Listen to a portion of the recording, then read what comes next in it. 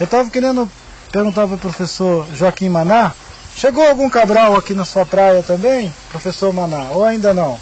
Não, acho que não chegou o próprio cabral, mas chegou os empregados, né, que começaram a fazer essa matança.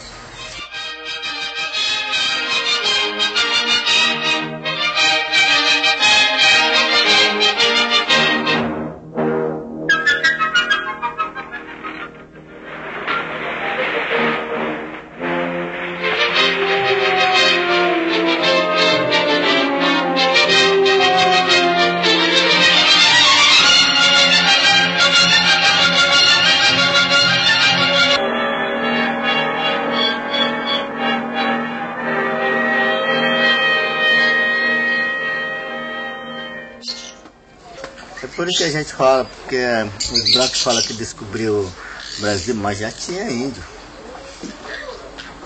Fica mentindo, fica falando, descobriu o Brasil, mas não descobriu não, porque já tinha Yanomami, já tinha Macuxi, já tinha outra tribo.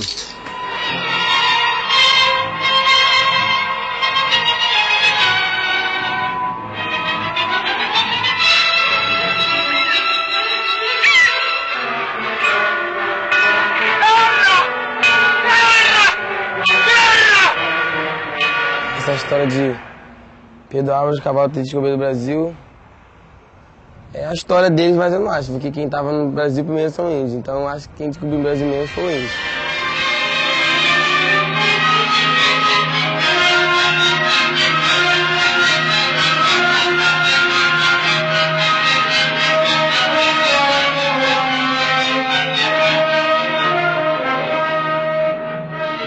Não foi o Pedro lá que descobriu pra mim não foi.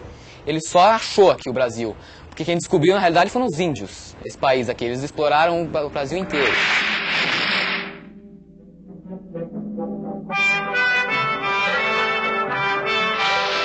A história que os brancos deixou para os seus filhos foi uma história assim, enfeitada, né? Chegaram na praia de canoa, nosso pessoal deu caju para eles, deu muita fruta para eles na praia, todos ficaram amigos. Assim começou o Brasil. Pedro Álvares Cabral, através de um desvio de rota, chegou ao Brasil e tentou tomar, né, o Brasil dos índios. Teve guerras entre eles e tudo. Os índios também tiveram a guerra entre portugueses e os índios. Os índios não ganharam por causa de falta de poder. Os portugueses tinham armas de fogo e eles com arco e flecha, lança, não tiveram o poder. O professor Darcy Ribeiro disse que nós éramos uma população em torno de 5 milhões de habitantes no litoral do Brasil. 20, 30 anos depois que os brancos tinham chegado, essa população tinha caído para coisa de alguns milhares de indivíduos. E foi um encontro, foi brincadeira na praia, trocar só amizade. O índio foi exterminado. A gente acredita que foi exterminado mesmo. Foi guerra de ocupação, né? Foi uma guerra de entrar num outro país estrangeiro mesmo e ocupar ele. Os Pancararu, no sertão de Pernambuco, os poucos sobreviventes dessa nação, depois das guerras de extermínios, eles foram ajuntados em missões religiosas governadas pelos jesuítas. Mais tarde, já no final do século XIX, eles receberam também os escravos libertos que foram viver com eles para ensinar a eles ofícios que eles ainda não conheciam. E isso tudo promovido pelo governo. Era uma forma de acirrar, né, o processo de integração das nossas tribos com o resto dos outros povos que estavam chegando para cá para o Brasil. Louvado seja nosso Jesus! Viva os índios da aldeia de Pancararus! Viva nós todos que estamos aqui! Viva os índios caboclo brabo! Eita! E minha bisavó, que era cabocla braba, da Serra Negra, e veio para aqui para a aldeia, quando soube que estava... Ela soube que tinha essa aldeia aqui, ela veio plantar os índios. Veio plantar os índios aqui e aqui se criou. Trouxeram negros, trouxeram branco aqui junto para trabalhar, para ensinar os índios, que eles ensinavam a língua, mas a mão de obra, eles trouxeram outras pessoas já qualificadas para ensinar os índios a trabalhar. Plantar cana-de-açúcar, ampliar a plantação de mandioca, que já existia, mandioca e milho, E com essas mudanças, com essas pessoas misturadas em nosso meio aqui dos índios, é que começou a interferência de sangue e de raça.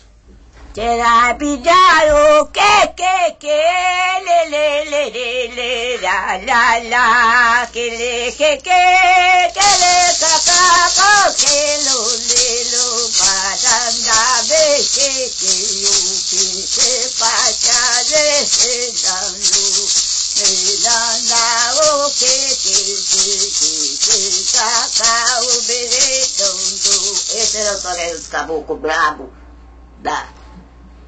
do mato.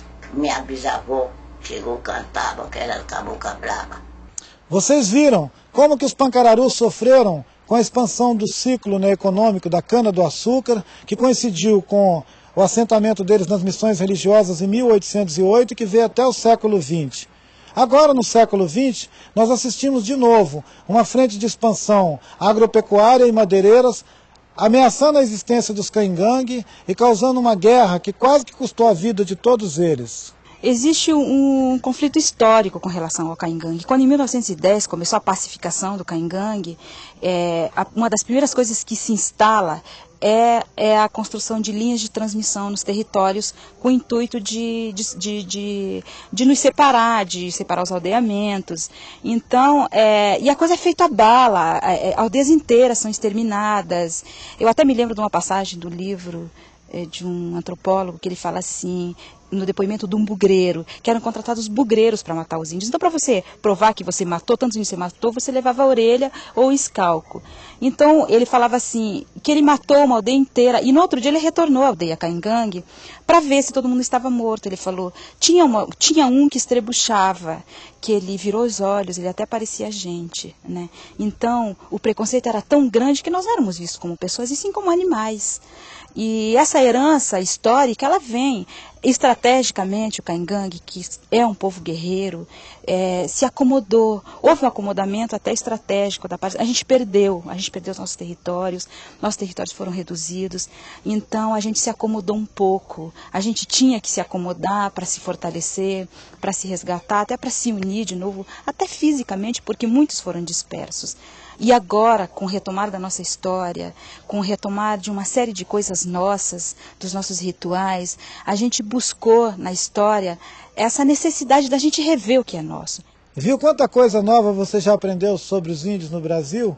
Agora eu vou te convidar para ver o ponto de vista dos índios lá do Acre, sobre a história do Brasil mesmo, essa história que você está vendo junto comigo aí, contada por gente de várias regiões do país. Todo povo indígena tem a sua história. A história de vida, a história do trabalho, a história da terra, a história da tradição e a história de todas as convivências daquele povo indígena. E com isso nós tentamos fazer um material que se dá o nome História Indígena, onde está todas as informações como são a vida do povo indígena do Acre. Nós, os professores indígenas do Acre, elaboramos uma cartilha História do Povo Indígena em 4 períodos. Tempo da maloca, tempo da correria, tempo do cativeiro e tempo do direito. E no tempo da maloca, eu falo assim, era uma vida saudável, com muita fartura, com muita tradição. Então naquela época era mais sossegado os índios. Tempo da maloca.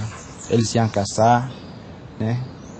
Traziam muito alimento e era dificilmente também eles adoecer. Então a vida deles era mais tranquila e mais sadios também e fortes. A correria era uma frente que chegava atacando os índios, e os índios tinham por obrigação sair daquele lugar e sair fugindo. Isso que dá o nome da correria. E na época era muito difícil. Os velhos, para dormir, eles tinham que cavar um buraco para se deitar. Só atava a rede e ele se escondia debaixo da rede. fazia um buraco e se deitava lá. Isso com a intenção de que quando alguém atirasse na rede, ele sabia que alguém estava atacando. Matava os índios, os homens, e alguns escapavam, corriam na mata, eles pegavam a mulher à força, os brancos. Né? Ali, já, aquelas índias já pegavam a doença. As mulheres não tinham como ter tanto filho. Passou a ter várias doenças, acabou com vários povos. Morrendo cedo. Por que não podia ter tanto filho? Porque com 1 ou 2 filhos tinha como fugir, tinha como correr. Dessa correria passou a ter o nome do cativeiro, onde alguns contatos que o nosso povo indígena tiveram com vários patrões, com esses caucheiros, com os nordestinos, que vieram atrás do ciclo da borracha que estava acontecendo naquela época, né? Então passou a ter esse nome de cativeiro. O patrão obrigava o índio seringueiro, a profissão dele só para cortar, não para mais caçar nem pescar e nem passear. Ele botava no serviço, bateu os campos, e a vez que aquele pessoa que trabalha pouco, ele a vez só ele mesmo que tinha arma, né? Arma de fogo, terçado. A pessoa que trabalhava pouco, ele batia, a vez matava, né? Ele tem um calendário para eles trabalhar, né? Durante 15 dias, ele tem uma pessoa que vai, numa colocação, vai ver as borrachas, a produção dos seringueiros, né? Vai pesando. Nossa produção, a gente nem sabia o peso da borracha.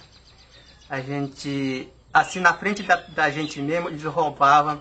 Aí só trocava de mercadoria. Ainda dizia que a gente já estava devendo para ele. Precisa de fazer outras borrachas novamente.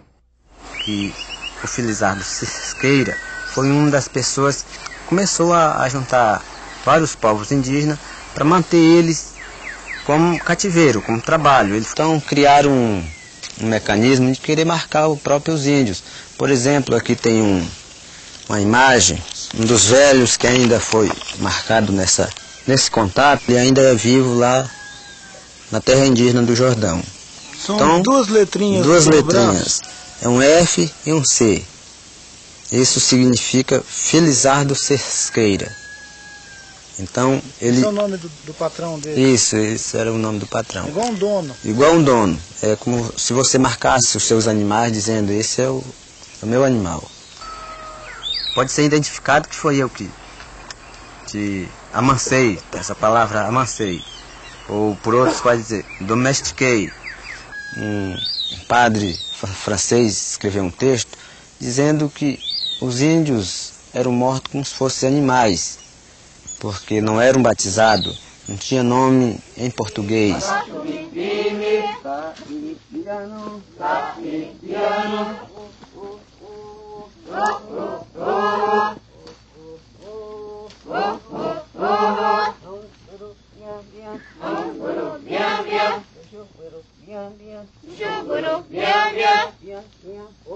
Eu tenho visto que esses direitos que a gente conseguiu, que a gente manteve fixo, de você ter uma terra demarcada, ter uma escola na aldeia, ter um agente de saúde na aldeia e ter agentes de águas florestais que estão também se formando para trazer outras alternativas. E não é só isso que resolve o nosso problema. A gente vai conquistar muito mais direitos, como direitos da cidadania que falam, das melhores condições da cidadania, e que o povo indígena também precisa. Já tem vários direitos conquistados, mas precisamos conquistar muito mais ainda. É com prazer e valor.